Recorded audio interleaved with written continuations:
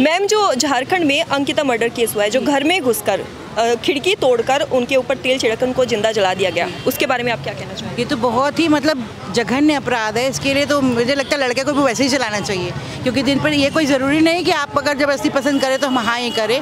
इन लोगों की हिम्मत दिन पर दिन बढ़ती जा रही है। अगर हम एक्शन नहीं लेंगे तो ऐसे ही होगा, कल को हमारा बाहर निकलना बंद हो जाएगा। तो मैं कहना चाहता हूँ, पहले भी तो लोग हिंदू लड़की से मुसलमान लड़की से शादी करते थे, शादियाँ होती थी। अब वो कहाँ बदल गया? अब इन्होंने सीधा कर दिया, ज़बरदस्ती करो, नहीं मानते हो तो उसको जला दो या उसकी गर्दन काट दो या उसकी हत्या कर दो। ये इन्होंने अपना रखा है। ये हमारे सरकार की, भारत सरकार की, साफ कह रहा हूँ, बीजेपी सरकार की बहुत बड़ी गलती है। जब तक सख्त कानून नहीं लाएंगे, सख्त कानून इस पर नहीं बनेगा, सीधा इनको सुनवाई करने के बाद, प्रूफ इकट्ठे करने के बाद फांसी नहीं दी जाएगी।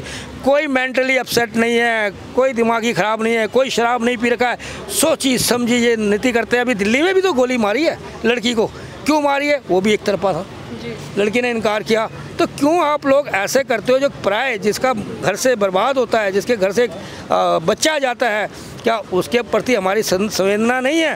तो आपको क्या लगता है झारखंड में जो ये हुआ है, और जो मृतिका थी, जो अंकिता थी, उसने बोला भी है, उनके वीडियो में बयान दिया, दर्ज कराया है, तो आपको क्या लगता है उसमें फांसी की सज़ा होगी? मुझे तो ऐसा लगता नहीं है कि फांसी की सज़ा होगी। ये नहीं होगी सज़ा। ये टालते रहेंगे। 1 पॉइंट मॉर्निंग पता चलेगा कि बेल मिल गया या छूट गए या फिर ज़्यादा से ज़्यादा सुधार गए या जेल में जाएंगे। क्योंकि देना होता है, इमीडिएट एक्शन हो तो समझ में आए ना कि इमीडिएट। और अब क्या इन लोगों की हिम्मत बढ़ेगी? ये लोग ऐसा भी कर रहे हैं कि अब नेक्स्ट कोई लड़की ना करे, डर के मारे हाँ कर दे, नहीं तो उनको भी जला दिया जाएगा। इसलिए अगर इमीडिएट एक्शन लेंगे तो ही कुछ हो पाएगा। एक बार फिर से हम सोशल मुद्दा लेकर आपके बीच आ गए हैं, और इस बार का मुद्दा वो है जो इस बार सोशल मीडिया पर छाया हुआ है। आप सभी को पता होगा कि झारखंड के दुमका में अंकिता मर्डर केस के बारे में, जिसमें उसे घर पर ही जिंदा जला दिया गया। 5 दिन जिंदगी और मौत से लड़ने के बाद आखिरकार मौत जीत गई। तो आइए बात करते हैं इस पर सर से कि सर, जो झारखंड में घर में घुसकर जो लड़की को जिंदा जलाया गया है, जो 17 साल की लड़की थी, शाहरुख नाम का लड़का जो उसका पड़ोसी था, जो उसे एक तरफा प्यार करता था, ये पूरा मुद्दा ये है जी सर। तो इस पर आप क्या कहना चाहेंगे? देखिए, हम बहुत दुखद घटना है। हम उनके परिवार वालों को संपत्ति करते हैं कि भाई उसकी आत्मा को शांति मिले लड़की की, पर जो झारखंड में हुआ, वहाँ के मुख्यमंत्री, वहाँ के विधायक के हम अफसोस जताते हैं।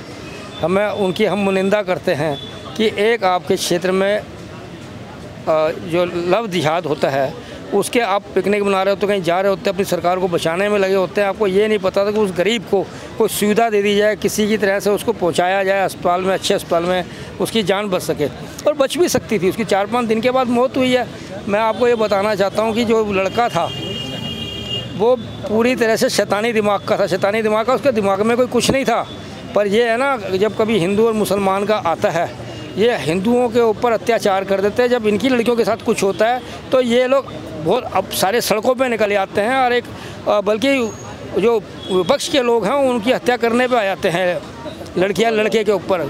तो ये फतवा तो इनके घर जारी करना एक आम बात है, कोई बड़ी बात नहीं है। पर आप बताइए, जब इतना बड़ा कांड हुआ, मुझे कोई भी नेता, चाहे सांसद, कोई असदुद्दीन अवैसी कहीं बोलता हुआ नज़र आया? वो विपरीत में नहीं आया।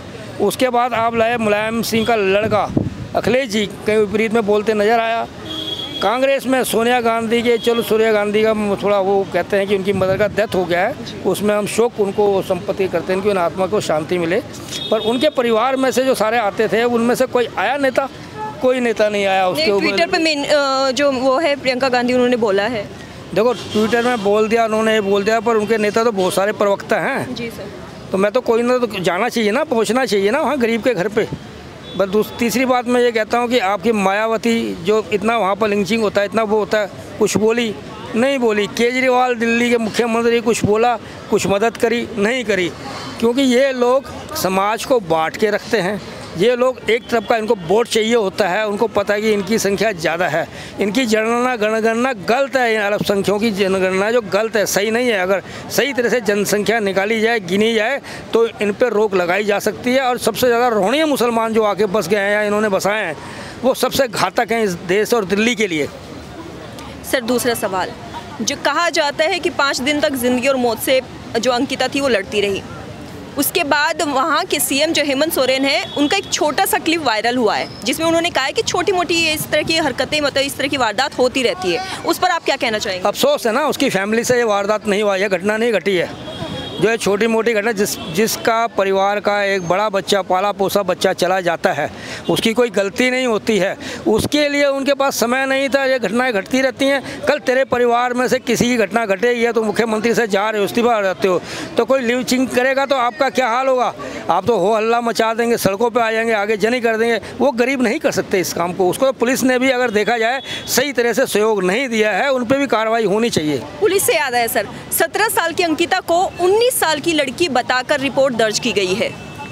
तो आपको क्या लगता है सर, ये पूरा मतलब सरकार और ये जो बचाना चाहती है उसे क्या किस तरह से पेश कर रही है? सब मैंने आपको एक पहले आंसर में दिया, आपको आंसर दिया है कि एक वोट बैंक के लिए ये समुदाय के लोग बहुत ज़्यादा में हैं, ये लोग बहुत ज़्यादा गलत हरकतें करते हैं, इनको जवाब देना कोई नहीं है। सनातन धर्म हमारा जो हिंदू है ना, हिंदू कहते हैं, मैं सरदारों को कुछ नहीं कहता, वो तो ना बीच में आते ना पढ़ते। सरदारों के साथ भी लीचिंग पाकिस्तान में बहुत होती है, उनकी लड़कियों की भी। पर मैं ये कहना चाहता हूँ कि यहाँ के हिंदू है ना, वो इतने सहनशील समतावादी हैं, एक दूसरे को ये सोचते हैं कि हम लोग मिलजुल कर प्रेम और भावना से रहें, पर ये लोग नहीं चाहते। ये लोग कोई भी सड़क पर आया, मौलवी कोई भी मतलब वक्फ बोर्ड का कोई आया बीच में, उसके विरुद्ध बोलने के लिए जिसने ये घृणा अपराध किया है, और वो अकेला नहीं है, 2-3 जने हैं वो लोग जो पकड़ में भी आ चुके हैं। तो इनके लिए अब ऐसे समाज के लोग नहीं आते तो हम इनसे गंगा जमुना की क्या तहजीब कर सकते हैं? मेरे को तो बहुत दुख होता है इस बात का कि जो पहले भाईचारा था, ये लोग आस्ते आस्ते अपने स्वार्थ के लिए ख़त्म करे जा रहे हैं। सर, जो आरोपी शाहरुख हुसैन है, जब वो गिरफ्तार हुआ, उसका एक वीडियो सोशल मीडिया पर काफ़ी वायरल हुआ, जिसमें वो पुलिस की उसमें गिरफ्त में आने के बावजूद भी हंसता हुआ नज़र आ रहा है। तो आपको क्या लगता है, वो मतलब साइको है, किस टाइप का इंसान होगा वो? देखिए, जो हंसता हुआ नज़र आ रहा है, कोई मामूली बात नहीं है। आपके कोई जख्म हुआ और मैं उस जख्म पे हंसूं या कुरेदूं तो वो ठीक नहीं है। उसके पेरेंट्स कहते हैं वो मानसिक है। अरे इन लोगों में देखा था, जो दरगाह थी वहाँ के चुस्ती थे, मुफ्ती थे, जो उन्होंने क्या कहा था कि उसको खुद सिखाया जा रहा था एमडीए पुलिस वाले के, कहना मैं शराब पी रखी थी इसलिए मैं बोल गया बचाने का। अब उसके घर वाले कह रहे दिमाग ही ख़राब है, उसको बचाने की कोशिश करते हैं। मैं तो कहता हूँ, आपके सामने अनुरोध कर रहा हूँ, आपके यूट्यूब के वजह से बोल रहा हूँ मैं कि आप लोग, सरकार हमारी जो मोदी सरकार है, फुल बहुमत से कानून लेके आए लोकसभा में, राज्यसभा में भी पास हो जाएगा इनका, और कोर्ट में भी, सुप्रीम कोर्ट में भी पास हो जाएगा। इनको अर्जेंट कोर्ट बिठा के, जिसे कहते हैं ना फास्ट एंड वर्स्ट कोर्ट बिठा के, उस कोर्ट के अंदर इनको सज़ा दी जाए और फांसी से कम सज़ा ना हो बिल्कुल भी किसी को भी हो। आपको फिर कह रहा हूँ, चाहे वो सिख हो, ईसाई हो, चाहे हिंदू हो, चाहे मुसलमान हो, संख्या मुसलमानों की गिनती ज़्यादा आती है इसमें। अच्छे मुसलमान भी हैं जो उसका विरोध करते हैं, वो कम संख्या में है। वो बेचारे कुछ बोलते नहीं है कि इनकी तादाद ज़्यादा है, क्योंकि ये विदेशी एजेंट है, विदेशी एजेंट से ये वहाँ से चल के आए हुए हैं, यही ऐसा गलत काम करते हैं, घुनाना हथियार करते हैं। तो मैं कहना चाहता हूँ, पहले भी तो लोग हिंदू लड़की से मुसलमान लड़की से शादी करते थे, शादियाँ होती थी। अब वो कहाँ बदल गया? अब इन्होंने सीधा कर दिया, ज़बरदस्ती करो, नहीं मानते हो तो उसको जला दो या उसकी गर्दन काट दो या उसकी हत्या कर दो। ये इन्होंने अपना रखा है। ये हमारे सरकार की, भारत सरकार की, साफ कह रहा हूँ, बीजेपी सरकार की बहुत बड़ी गलती है। जब तक सख्त कानून नहीं लाएंगे, सख्त कानून इस पर नहीं बनेगा, सीधा है इनको सुनवाई करने के बाद, प्रूफ इकट्ठे करने के बाद फांसी नहीं दी जाएगी। कोई मेंटली अपसेट नहीं है, कोई दिमागी ख़राब नहीं है, कोई शराब नहीं पी रखा है, सोची समझी ये नीति करते हैं। अभी दिल्ली में भी तो गोली मारी है लड़की को, क्यों मारी है? वो भी एक तरफा था, लड़की ने इनकार किया। तो क्यों आप लोग ऐसे करते हो? जो पराये, जिसका घर से बर्बाद होता है, जिसके घर से बच्चा जाता है, क्या उसके प्रति हमारी संवेदना नहीं है? क्या हम उसको न्याय नहीं दे सकते हैं? उसका क्या, मारने वाले तो मार दिया, जेल से छूट के जमानत पे आ जाएगा। नहीं होनी चाहिए जमानत, मैं कहना चाहता हूँ। और सभी जितने भी राजनेता है विरोधी पक्ष के, इनको विरोध करना चाहिए इस चीज़ का कि बिल्कुल ही इनको फांसी की सज़ा लागू हो।